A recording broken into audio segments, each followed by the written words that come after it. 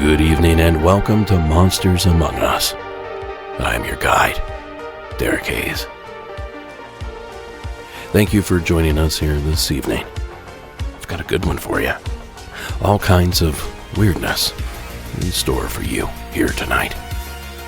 And since I'm not one for chit-chat, let's just get after it. Star from Missouri. Welcome to tonight's program. Hi, I've called before, probably several months ago. I went by my middle name, Star, and I never said what state I was from, so I apologize. I'm from Missouri.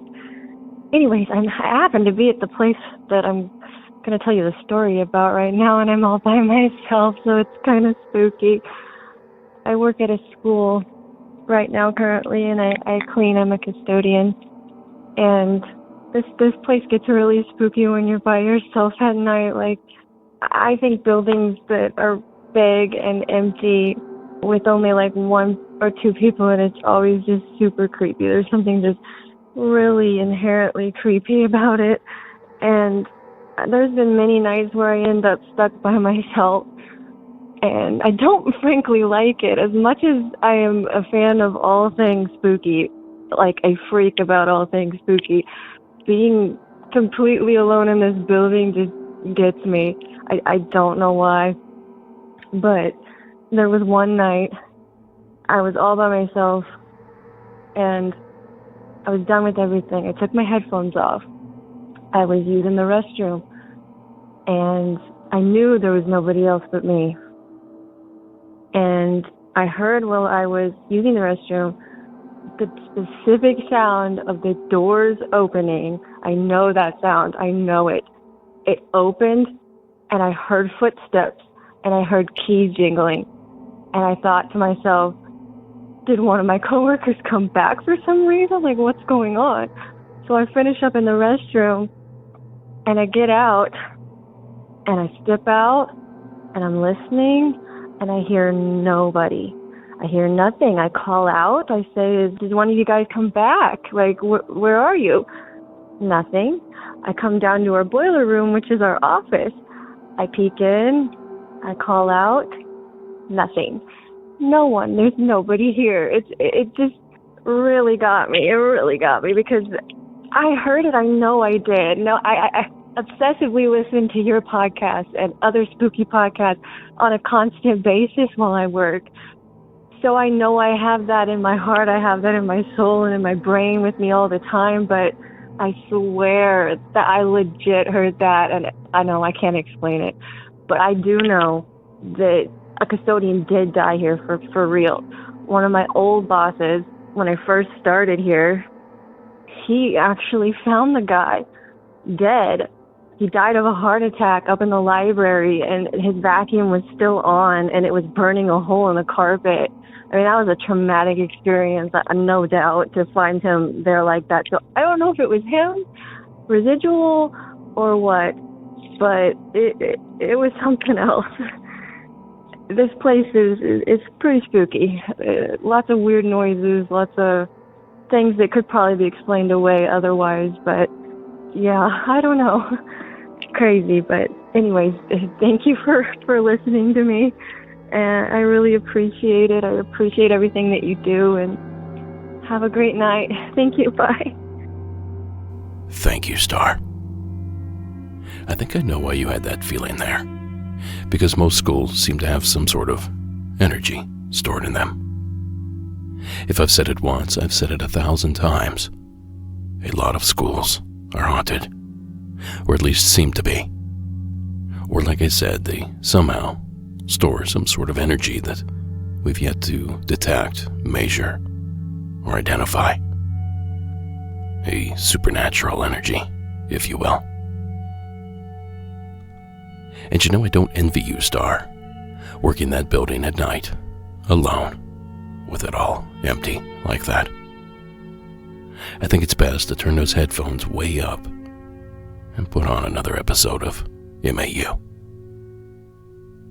I don't see that going wrong in any way. Well, either way, Star, we thank you for calling in. And watch your back out there.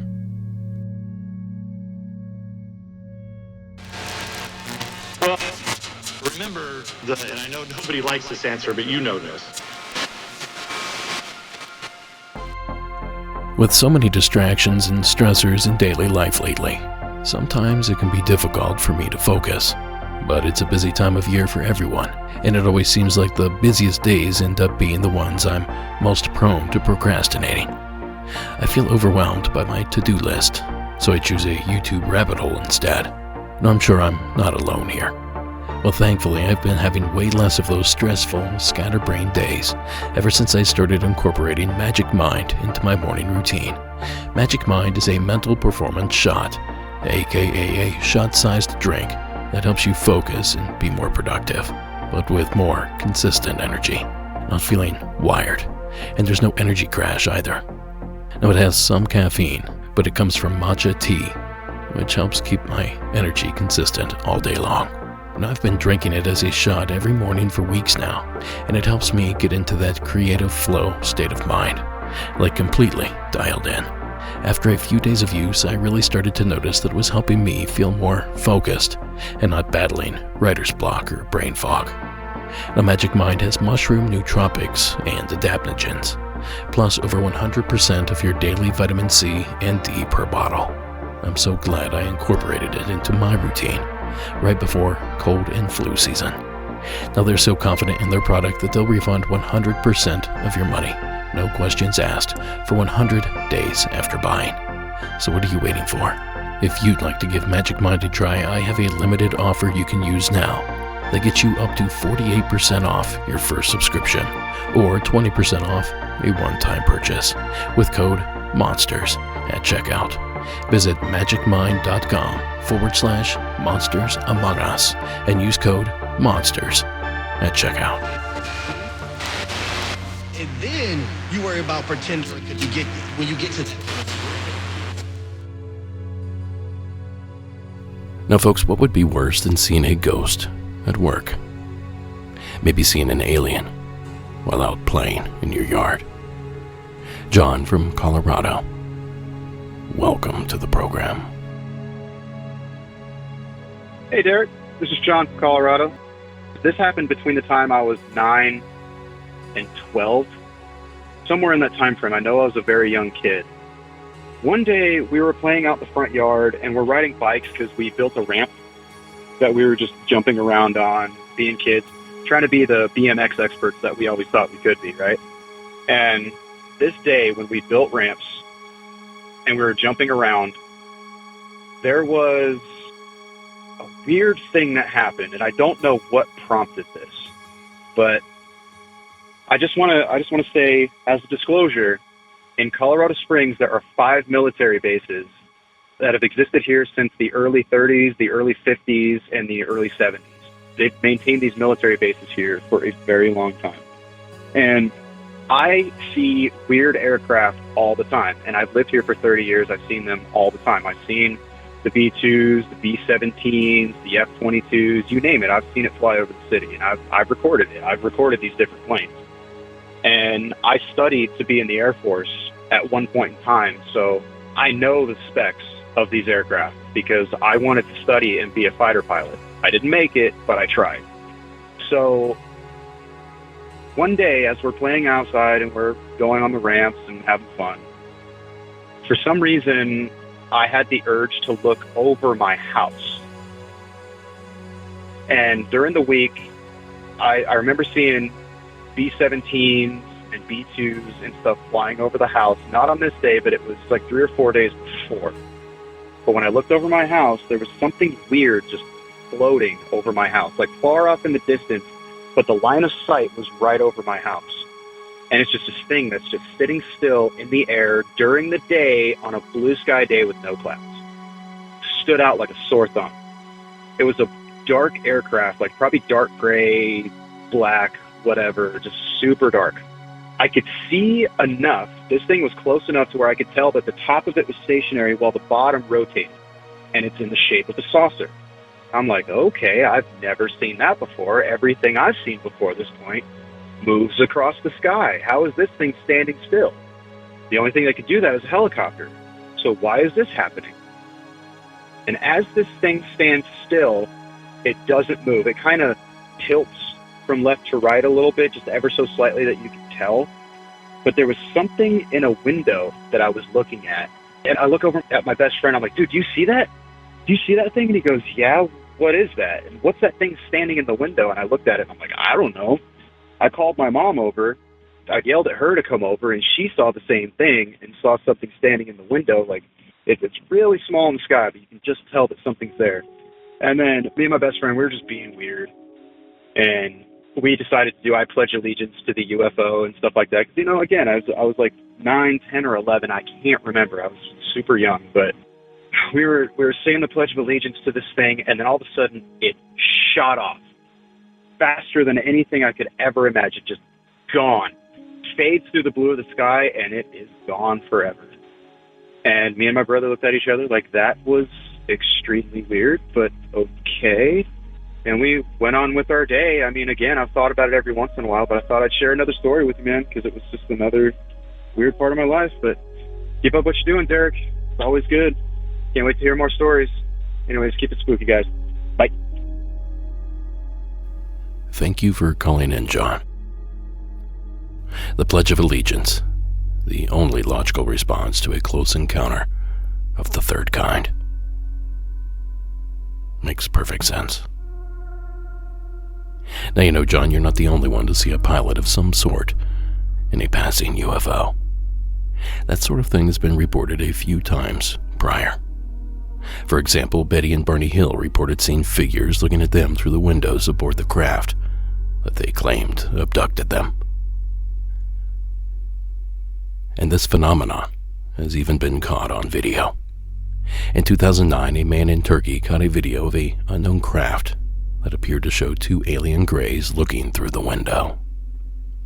Now, I've linked to the video if you want to take a closer look. It's over in the show notes at monstersamonguspodcast.com. But lower your expectations, because it's pretty blurry. Either way, you're not alone on this one, John.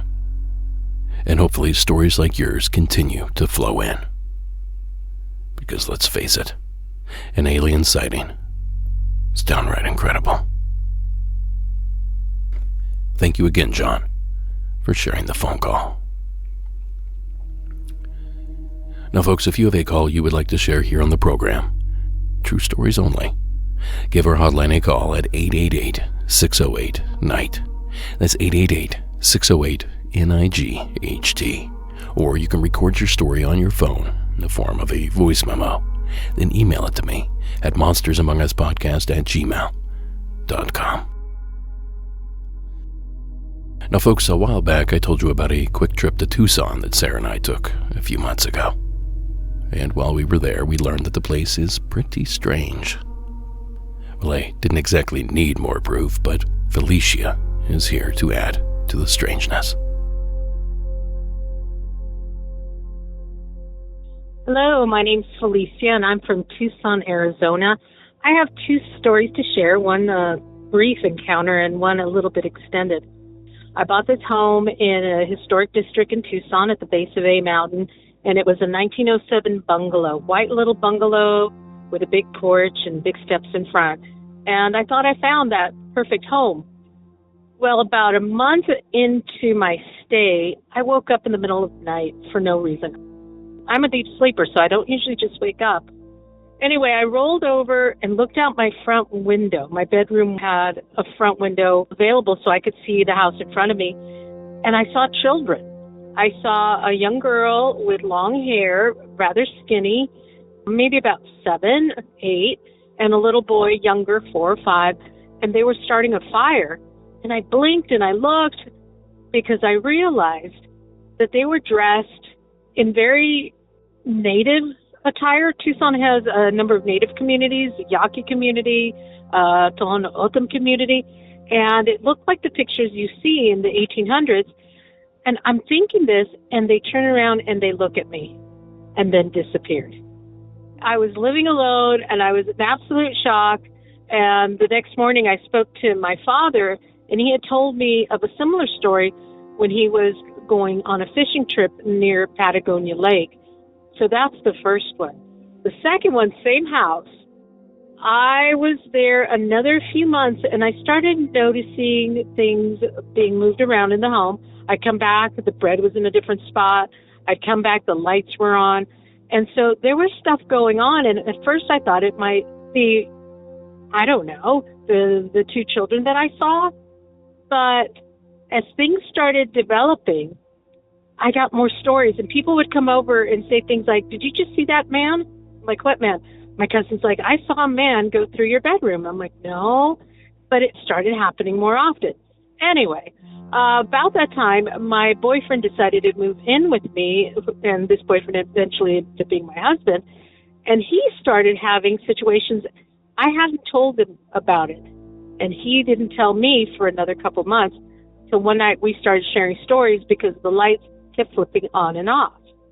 Well, anyway, we're living there together for a little bit, and I go to get my hair done at a beauty salon, and I decide to tell the beautician what's going on because you're in a chair and you start telling stories. Well, the lady next to me goes, "Wow, that sounds like my uncle's. We used to have a house on Melrose, a brown house, turn of the century, built in 1807, that we inherited from our 2 uncles. And they were pranksters." And she said, "They used to pull pranks alive and after they passed. Sounds like my uncles." I said, "Oh, no, that can't be. I do live on Melrose, but I live in a white house." Then I remembered that I painted it brown. So she confirmed the situation because it was a family member, an uncle named Trucking, and his brother, who was a mail carrier. He worked for the post office. Anyway, I was just amazed that I had that history of my house. So one night I'm in bed, and this is where things got really, they were fine until that night. They got scary. I'm in bed, and I feel the bed shaking. My boyfriend was a fireman at the time, so he wasn't there. The bed was shaking, and I thought maybe I was having a seizure, but I realized it wasn't me. It was the bed. And at the foot of my bed, I saw something move to the bathroom. I looked to the bathroom, and out of the bathroom, I saw a figure peek out, like 2 hands on the frame, and he picked his head out and then peeked it in, and it felt like he was giggling. And what was interesting is he looked like he was made out of water. Well, I got out of there, ran to my car, turned it on, and then everything in my car went on at the same time. The air conditioning, the radio, everything went on and then died. My battery died. And I didn't know what to do, so I walked around the corner where a cousin lived, and I told her what was going on.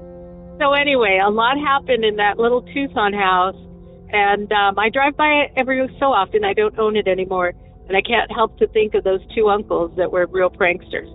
Anyway, I hope you use this.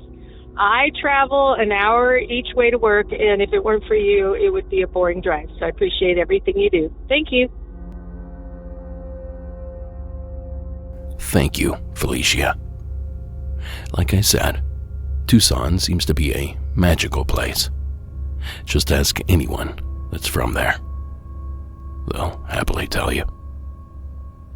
And as for the encounter, I can't tell if these 2 occurrences are somehow related, or if the area is just so charged with energy that several different ghosts come out to play. Whatever the cause, we're thankful that you shared here with us, Felicia. Thanks again for calling in. Now, folks, I have many more mysterious experiences to share here with you this evening. But first, we gotta pay a couple bills. We'll be right back. Backfield, and then sightings, what you see on it. I don't know if you've noticed, but the days are getting shorter, but our to-do list stays the same size. It's a lot of fun, isn't it? Well, one way I make sure I'm filled up on busy days is Factor's no prep, no mess, chef-crafted meals. No matter how busy I am, I always have time for a nutritious, great-tasting meal. With 35 different dietitian-approved meals and more than 60 add-ons to choose from every week, I'm never bored, and I'm eating healthier and, more importantly, avoiding expensive takeout. Now, Factor has guilt-free comfort foods like loaded mashed potato pork chops and unique flavors like Peruvian shrimp and grits. I don't even have to make a big mess in the kitchen to enjoy these restaurant-quality meals. And I've also become very fond of their cold-pressed juices. My favorite is the ginger beet juice. Now, Factor meals are ready in 2 minutes, and they come straight to my door. No shopping, no prepping, no cooking, and no cleaning up required. Now, you can choose from 6 menu preferences, like Calorie Smart, Protein Plus, and Vegan and Veggie. And they're perfectly portioned, which makes meeting your health goals so much easier. Head to factormeals.com/50MAU and use code 50MAU to get 50% off your first box plus free shipping. That's code 50MAU at factormeals.com/50MAU to get 50% off your first box plus free shipping while your subscription is active. You have all that ends.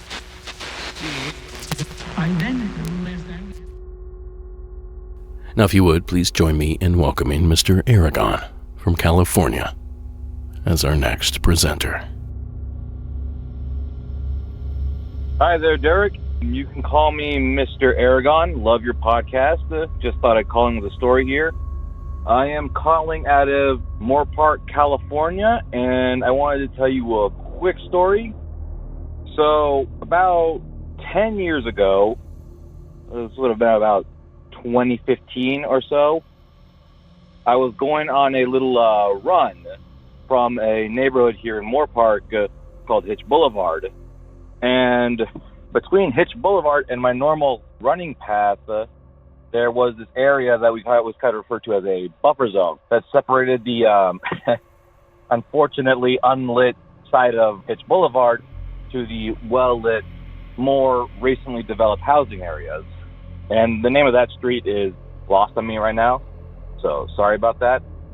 Anyway, so about 2015, I'd say early summer, I was going on a jog, and on my way back, I wasn't quite in the best shape, so I kind of stopped to take a knee. Now, at the time, these jogs I used to take were usually fairly later in the day, so 7, 8 o'clock at night, more or less. So by this time, the sun was already down, and it was a full moon, at least that I can remember, and it was a fairly well visibility. And during that little knee break that I took, I, for whatever reason, got the sense to just look back, just take a look behind me. And I don't know if you can tell, but I'm kind of nervous talking about this. So in that buffer zone that I mentioned earlier, there are 2 gates. Now, one gate that was on the side to the more developed area had a door open on there. And another gate that was for the older Hitch area had an open door. And what I saw was this black shape. I'm really not entirely sure how to describe it. It didn't appear to have any visible arms, legs, or anything that I can discern as appendages, that was moving in this strange zigzag pattern. And this pattern I would describe as if its movements were just like it was gliding across the ground. I didn't see anything that was like indicated steps or anything like that. And this thing, the gate's probably about 7 feet tall, I guess. And originally I was just kind of befuddled looking at it. And I stared for a second before it went through the open door on the gate, heading towards my direction. So from there, I just kind of turned around and booked it back home because I wasn't willing to deal with that. So ran home, got back, and I waited there for a while thinking, is this thing going to catch up to me? I don't know what it is, but it never did. I have no idea what the heck that was. Maybe somebody out there knows something that matches that description. But yeah, no discernible shape, gliding movement, other than, I guess I always kind of refer to it as a pillar, and it was coming towards me. Anyway, Derek, that's about it. Love the podcast, and thank you for your time. Thank you, Mr. Aragon. What you're describing here sort of sounds like a dust devil, which is basically just a tiny tornado. 10, 15, 20, 30 feet tall, something like that. You'll often see them whipping through dry fields, desert flats, frozen, snow-covered open areas, anywhere with small particles and a lot of wind. But you know, it's kind of hard to misidentify a dust devil. I think we all know what those look like. You would think that Mr. Aragon would have noticed all the wind that created the tiny tornado. The wind is how that thing came to be in the first place. Second, they're not all that uniform. Like a tornado, they twist and turn, juke and jive, and move in an unpredictable pattern. And they're not all that solid either. Typically, you can sort of see right through one. So in retrospect, I guess it doesn't sound anything like a dust devil. I think I just talked myself out of it. But outside of that, I have no idea what this could have been.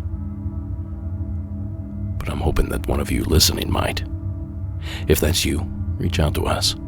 888-608-NIGHT or monstersamonguspodcast@gmail.com. And of course, I'll let you know what we learned, Mr. Aragon. But until then, thanks again for calling in. Now, folks, time is running out. If you're hoping to pick up something from our shop for the holidays, you'd better get that order in ASAP. The last day to order to guarantee arrival before Christmas is December 18th. Just visit monstersamonguspodcast.com and click the shop tab. Now, you know that last one from Mr. Aragon could have been some sort of armless, legless monster. I say that because Dalton's call here from Virginia certainly seems like a monster of some sort. Hey, Derek, I really like your show. My name's Dalton Ray. I'm calling from Natural Bridge, Virginia. You might be able to hear my dog barking in the background because this just happened with him. I have a fenced-in yard. It's a welded fence. I let my dog out every night so he can do his thing. And I just let him out a little while ago, and he started barking. Not anything crazy, but just really started getting into it, really barking heavily and growling. He's not really a growler. So I thought, it could be anything out there. It's nighttime, and granted, I don't have my glasses on.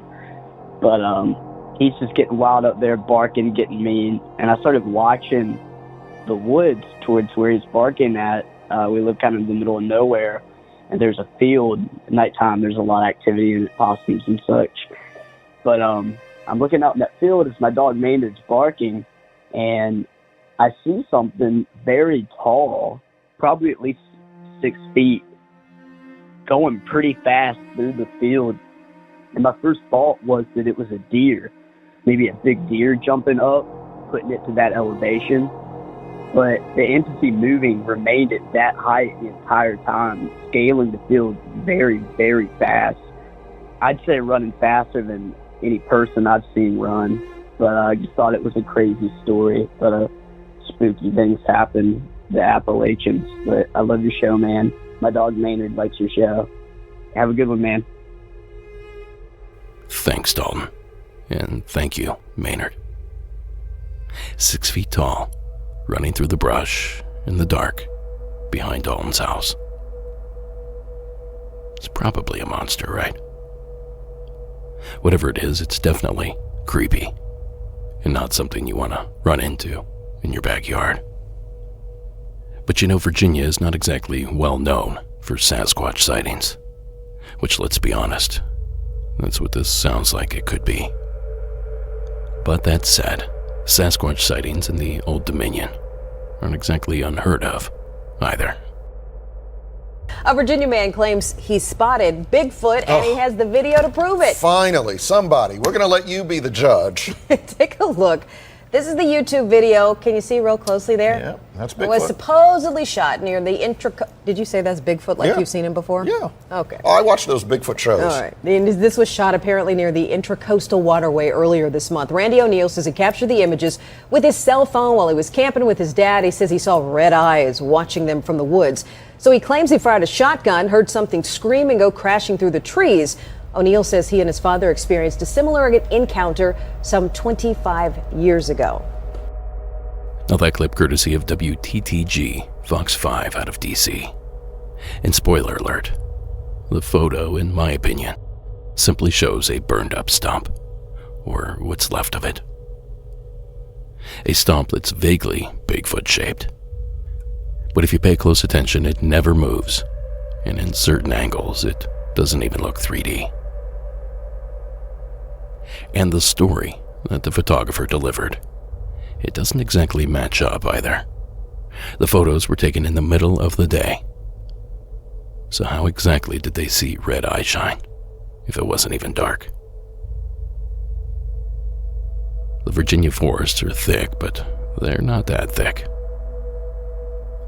Well, despite that, there are other more credible sightings that have taken place in the Commonwealth. But I'll let you discover all those on your own. Until then, thanks again, Dalton, for sharing your entry. All right, listeners, for this next one, we need to board a plane or a boat because we're going overseas. Joel from the UK. We're all ears. Hi Derek, just like to say thank you very much for your podcast, very good. Hopefully this gets to you in time and it's not too long. Anyway, when I was a child, 7 years old, I remember I was watching TV downstairs and there was a knock on the door, very frantic. A gentleman who lives up the road called Ray. He said, "Come outside quickly, we've been watching this for half an hour." Now it all ran outside. I wish I'd left the TV set earlier, but I didn't. I ran outside. Now, our house was next door to 4 other houses. Now, all of us were in the garden, all of the people, he'd knocked on all the doors, so there was probably about 10 to 15 adults, I'd say, and about 4 kids out in the back garden watching this thing. Now, we all pointed up and looked up, and there was basically an elongated rugby football in the sky. Bright orange, not a sound. I could actually hear the road, the motorway, in the background. Now, this is what's quite strange, because people must have seen this thing fly over the motorway, because it would have had to have flown over the main A40 at the time. We could hear the cars in the distance. Now, this thing flew very slowly along the line of the telegraph poles. Now, I could see it, the light emanating down one side of the telegraph pole. I can actually see it in my mind now, and I remember I took a measurement from it to sort of say that it was about the same length or height of the telegraph pole. This thing, that thing, advanced across the field, stopped, blinked, disappeared. Then it suddenly reappeared as if in the blink of an eye across the other side of the village and did the same thing. Now, apparently this is what it had been doing all day, or all evening, sorry. Now, the time must have been probably about 7 o'clock. I was 7 years old, so that would have been in sort of the late 70s. I was ushered back into the house. Now, the main thing I'd like to preface with this, I asked the adults, what was this?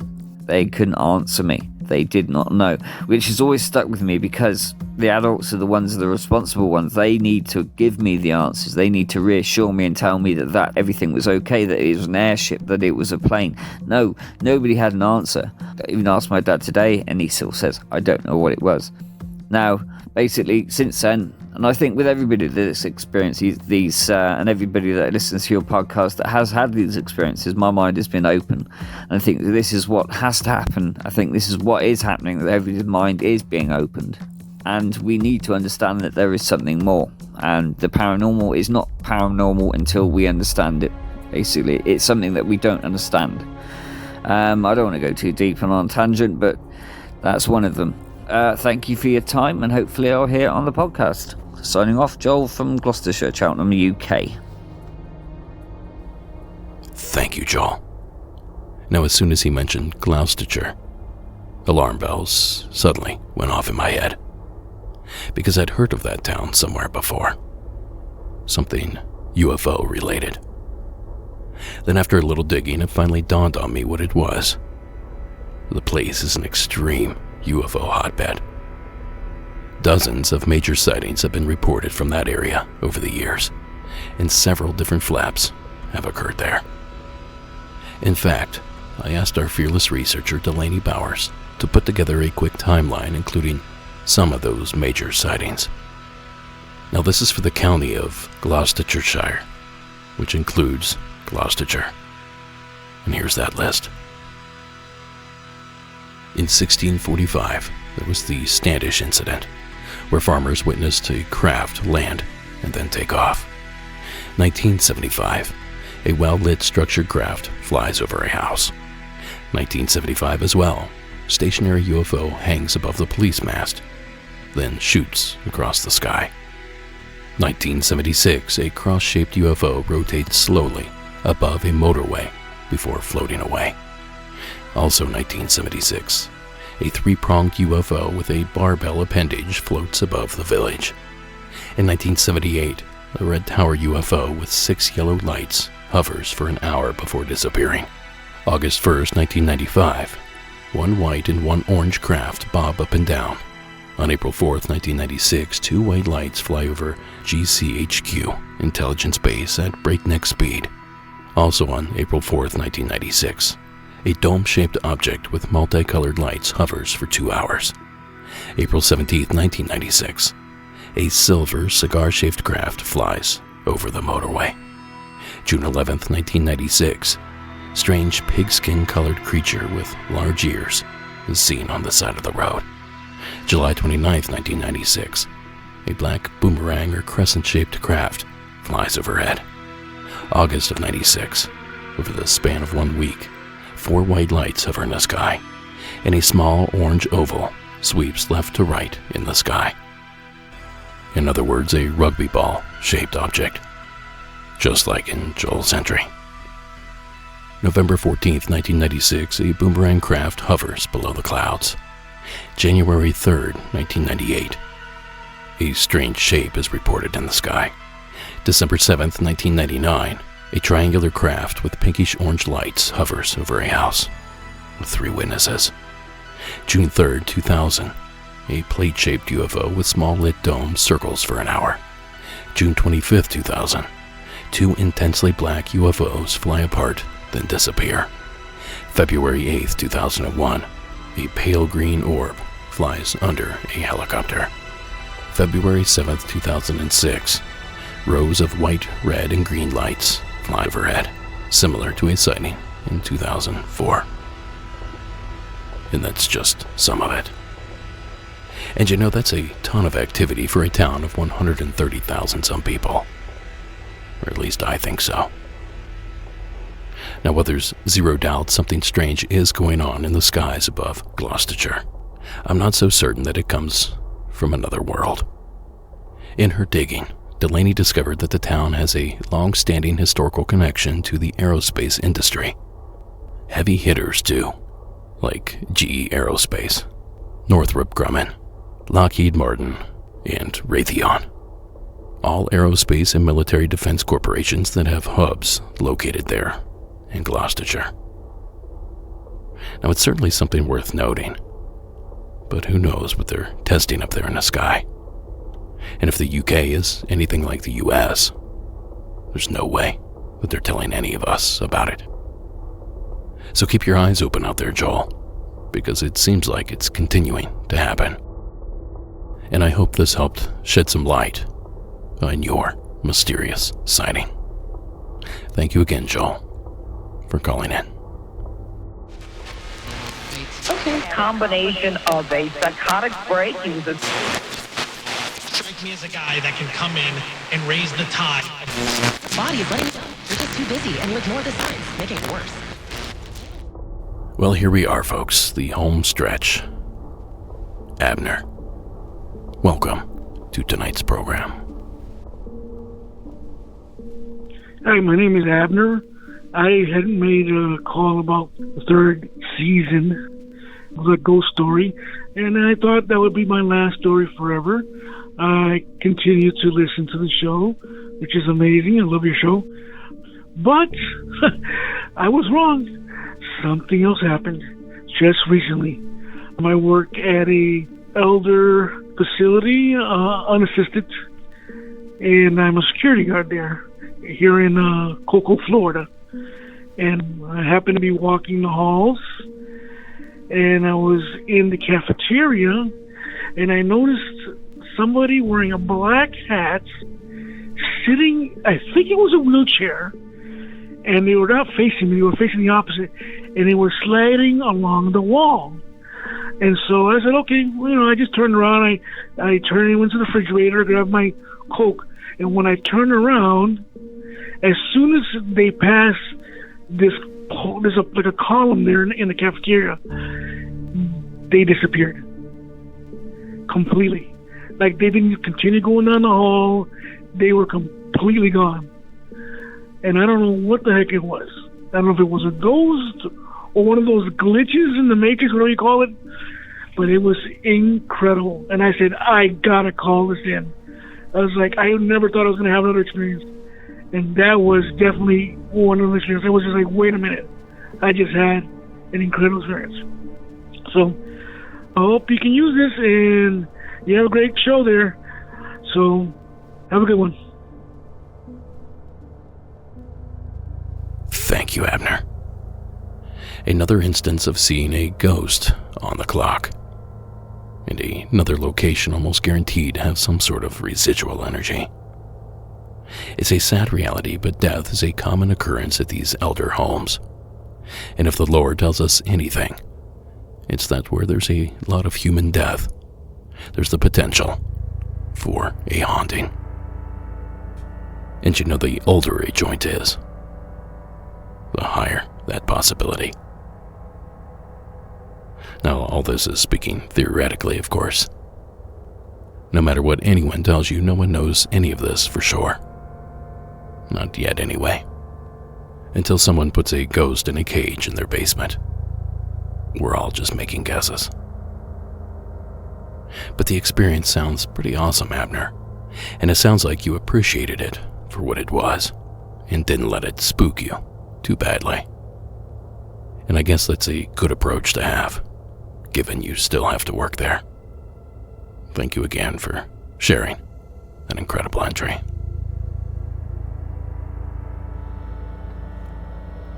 Now, folks, this next one sounds like something out of a horror film. Do me a favor and put yourself on a dark, desolate Georgia back road. Then let Aaron tell you what happens next. Hi, Derek. This is Erin from Georgia. I love your show. I only found it about 2 weeks ago, so I'm binge listening now. And I had an experience about 5 years ago, and I was wondering if maybe anybody could tell me maybe what I saw or anything about what I saw. At the time, in 2018, my husband and I lived in a house that was way out in the sticks. It was about 10 miles from town. We had neighbors, but they weren't close. There was a cow pasture in front of us. There was a forest behind us. So we were pretty out there, and we had driven into town, and we had had dinner one night. This was in the summer, and we were on our way back home, and we had turned onto our road, and we were about a half a mile from our house, and my husband was driving. Beautiful, clear night. It was about 9:30, 10 o'clock, and the headlights of the car shined on this man that was walking on the side of the road. And it was really weird because he was extremely tall, probably about 6'5", and extremely thin. So it was just unsettling to kind of see him on the side of the road anyway. There was nowhere that he could be going. Like I said, we were way out in the sticks. And just his shape, how tall and how thin he was, it was scary. He was wearing black pants and a red shirt. I knew that the closer we got to this guy walking down the road, that I did not want to look at him. I didn't want to see what he looked like from the front. I just had this sense of dread come upon me as soon as we saw him. And my husband saying, what is this guy doing walking on the side of the road at this time of night? Where could he possibly be going? So we get closer and closer, and then as we start to pass him, I just kind of put my eyes down. I don't look at him. But then curiosity got the best of me, so I looked in my side mirror, and when I saw his face, it was just horrifying. The scariest thing was he had this huge grin that stretched from ear to ear, almost like a Joker grin, but it was as wide as it was long. And he had these huge, dark eyes. And he was just looking at the car. He was still walking. And we were going further down the road. And as soon as it kind of dawned on me, when I saw his face, how horrifying it was, my husband is looking in the rearview mirror. He shouts, "What the hell is that?" And he immediately wants to go to our driveway, turn around, drive back by, and take another look at this guy. And I was terrified. I begged him not to. And we just kept going further, and he just kept walking, and we passed him. And I have no idea what that was. He was so tall, so thin, with this terrifying face. And I had told this story to someone before, and they had suggested maybe he was wearing one of those masks like people wear when it's cold outside that has like a skull face on the bottom.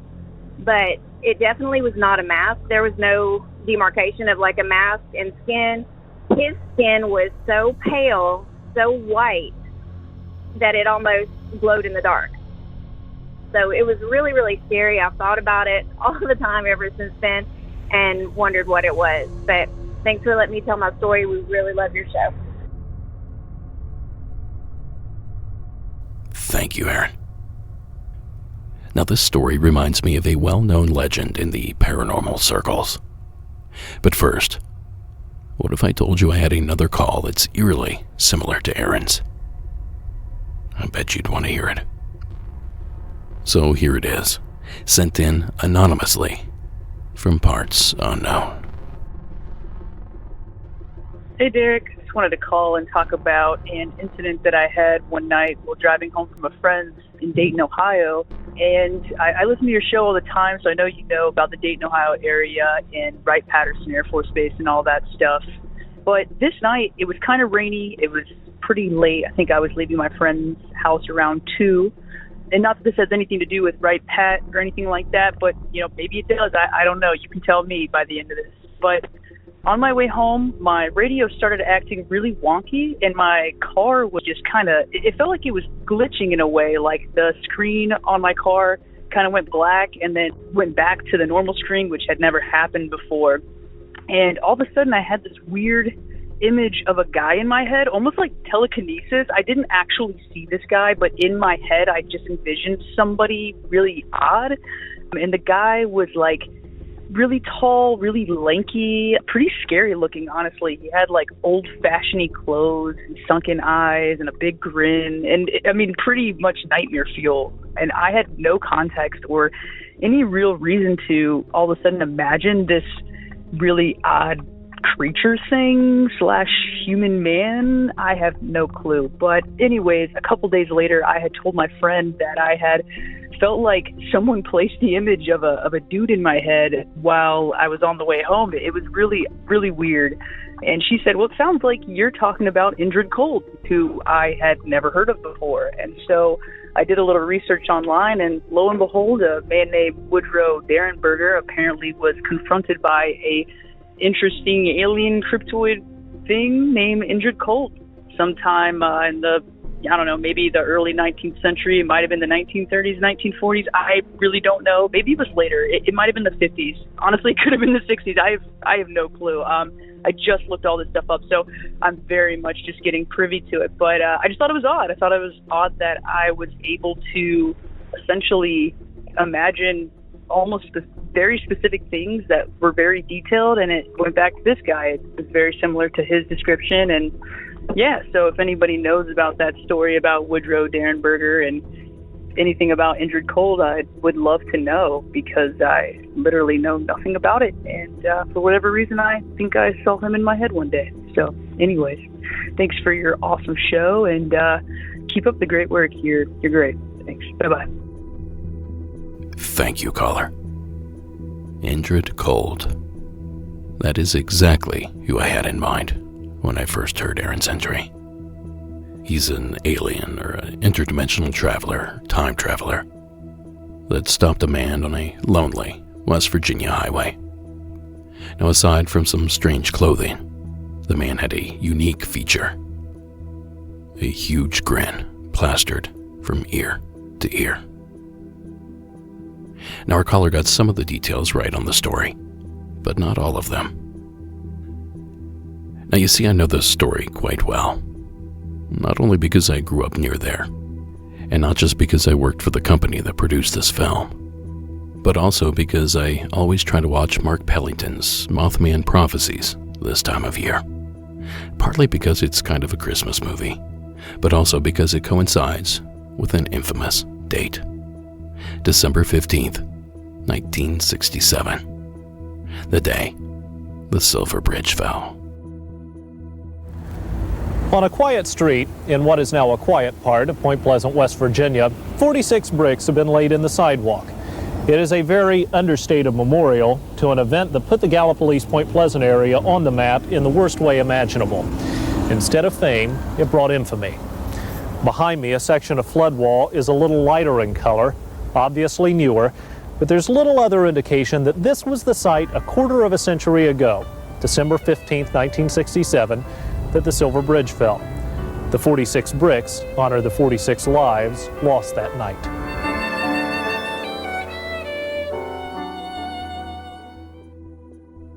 Now, that's a report from 1992, courtesy of WCHS, ABC News out of Charleston. And it perfectly captures the somber tone still felt there in Point Pleasant, West Virginia. But you know, the Silver Bridge collapse is not how it all started. Prior to that fateful night, the area had endured 13 months of what some might describe as complete terror. Now, when one thinks of Point Pleasant, West Virginia, I'm sure images of the Mothman are quick to flood your brain. But believe it or not, it didn't start with the Mothman either. A full 10 days before the first Mothman sighting, on November 2nd, 1966, around 7:25 p.m., a man named Woody Derenberger made first contact. This is what happened in his own words, on behalf of WTAP, Parkersburg. What happened last night? I am a salesman, and I drive a truck. And last night, shortly after 7 o'clock, I was coming from Marietta, Ohio, coming down Interstate 77. And just before I came to the intersection of Route 47, there was a car past me, overtaking me from behind. And following closely behind this car was this unidentified flying object. And as the car ahead, or the car behind passed me, this object was following close behind it, and it swerved directly in front of my truck, turning crosswise. And when it turned crosswise, it slowed down. It started slowing, not abruptly or too fast, but it gave me plenty of time to step on my brakes and slow down with it. But it forced me to come to a complete stop. As soon as I had stopped, there was a door opened in the side of this vehicle, and this man stepped out and came directly to me. He walked to the right-hand side of the truck, and he told me to roll down the window. He asked me to roll down the window on my right-hand side of my truck. and I'd done what he asked. And this man stood there, and he first asked me what I was called, and I knew he meant my name, and I told him my name.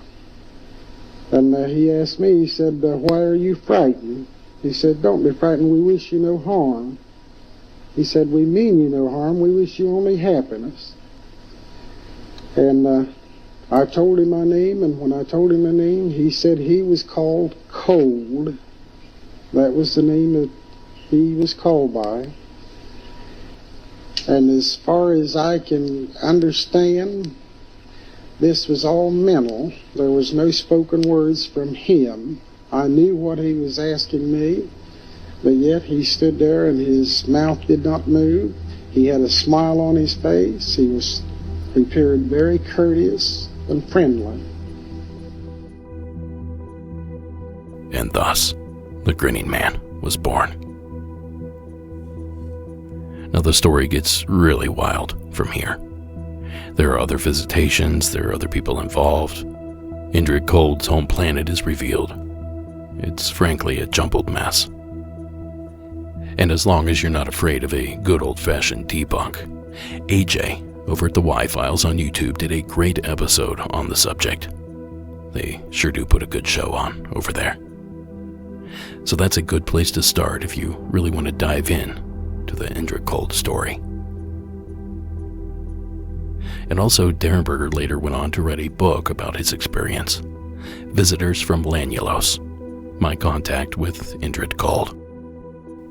Now I slapped a link up in the show notes if you want to buy a copy for yourself. And I'll admit I'm very tempted to buy one, but I haven't pulled the trigger yet on that purchase.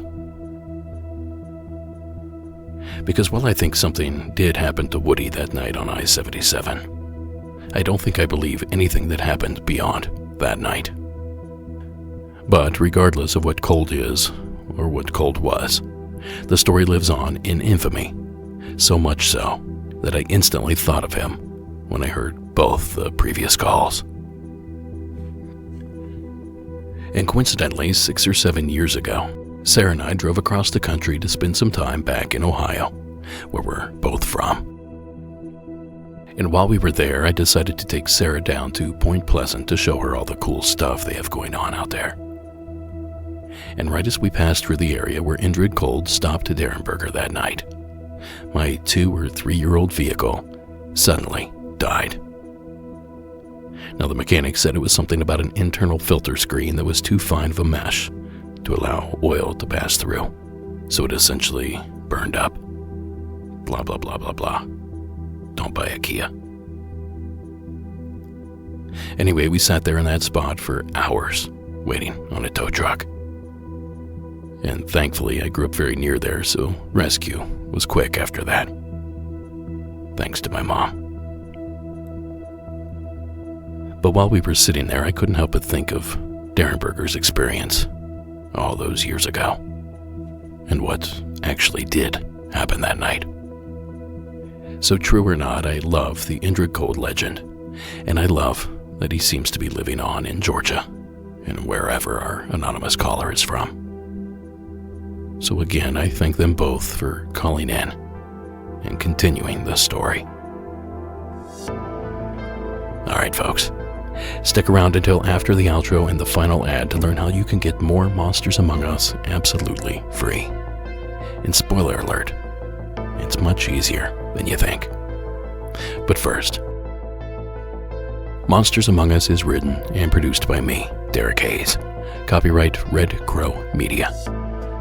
Additional support is provided by Sarah Carter Hayes and Delaney Bowers. All media used in this production is done so under the protection of fair use. Give us a like and follow on our social media accounts. Give us a like and follow at YouTube. And leave us a rate and review wherever that sort of thing is possible. We sure do appreciate all of that help. If you're hanging out Saturday night, let's say 11 p.m. Eastern, and you want to catch the show on digital radio, you can do so by visiting unexnetwork.com. MAU is played there every Saturday night at 11 p.m.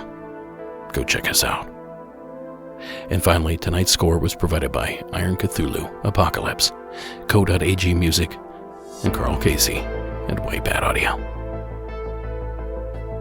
Don't forget to check out Monsters Among Us Jr. each and every Wednesday. And if your kiddo has a story they would like to call in, that hotline number is 833-MAU-KIDS. MAU Kids. And also don't forget about Shadows in the Desert High Strangeness in the Borrego Triangle. It's streaming for free on several platforms. Just visit borregotriangle.com to learn more. All right, folks, I will see you on the other side of this outro and break. But until then, keep it spooky.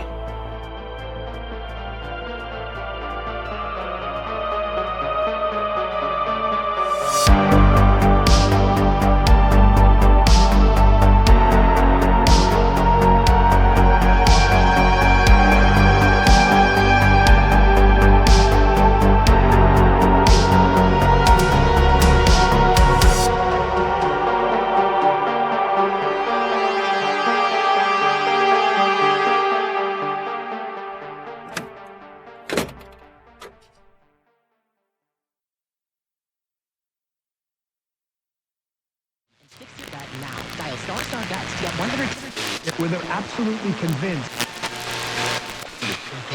You don't steer into, what is it when you're sliding out on the road? Speaking of memory care, and I forgot to tell Now, I told you it was easy to get more Monsters Among Us for free. And you already did all the work. You stuck around, and as your reward, I have one more story for you. But first, you can take it one step further and get even more Monsters Among Us for free. But more on that after this weird little entry from Matthew, up in Canada. Hey Derek, this is Matthew. I'm calling from a small town in Canada, Ontario. This is a small town. Nothing really happens, it's a average town.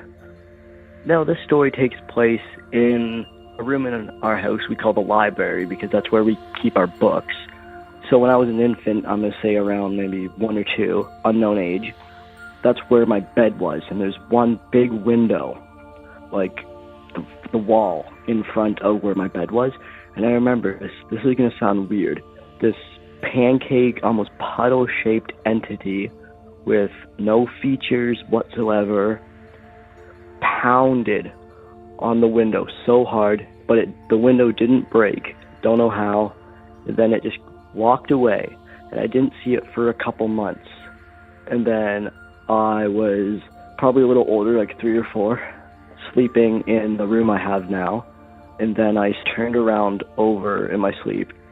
I woke up and I saw this almost hash brown shaped entity, all black, no features, coming up over the side of my bed towards me. I screamed, and it went back under the bed, and my parents came running. And yeah, that's my story. Those are the only 2 entities I've seen. If you have any light on whatever this is, I would love to hear your input. Great show, Derek. Keep up the good work. Thanks. Bye-bye. Thank you, Matthew. I don't know what that was, but I do know it made me hungry. Pancake entities and hash brown intruders. For the sake of all of us, I really hope this was some sort of strange dream that Matthew's young mind couldn't distinguish from reality. Otherwise, that means there's a living pancake and a living hash brown running around Canada somewhere.